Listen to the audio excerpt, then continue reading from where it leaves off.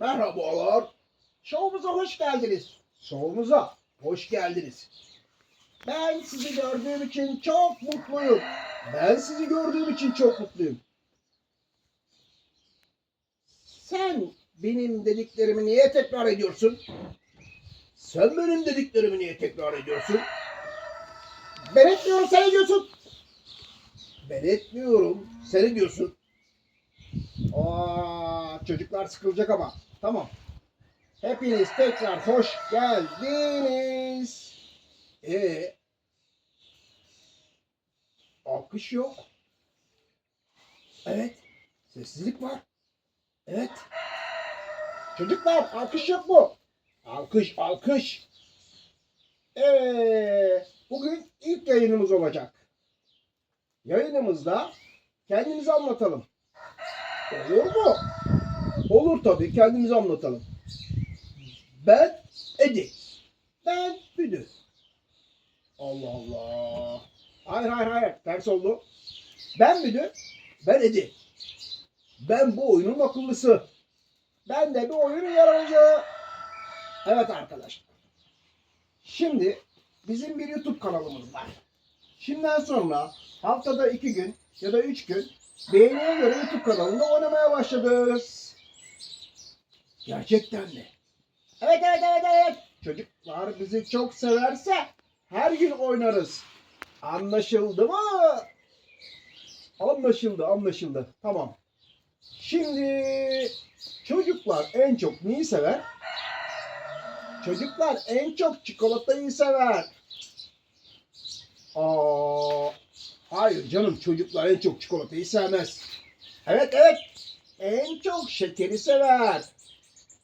Hayır. Bunlar zararlı. Çocuklar en çok yumurtayı sever.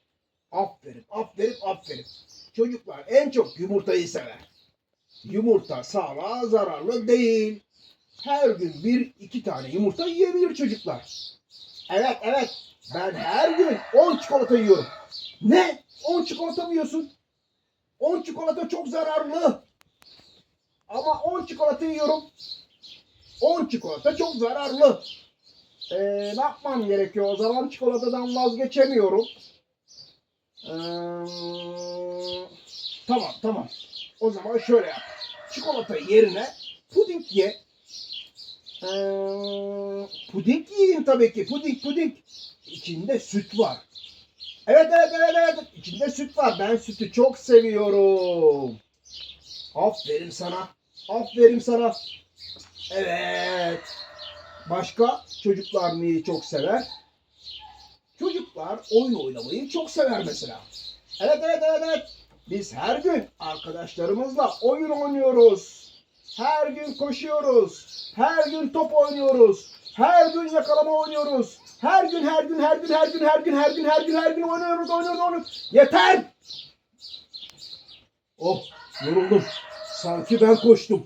Her gün. Yeter! Sanki ben koştum, yoruldum. Ben dedim sana, beni tekrar etme. Ben seni tekrar etmiyorum. Beni tekrar etme. Ben seni tekrar etmiyorum. Ya ben bu oyunu bir yerden hatırlıyorum. Nereden hatırlıyorum acaba?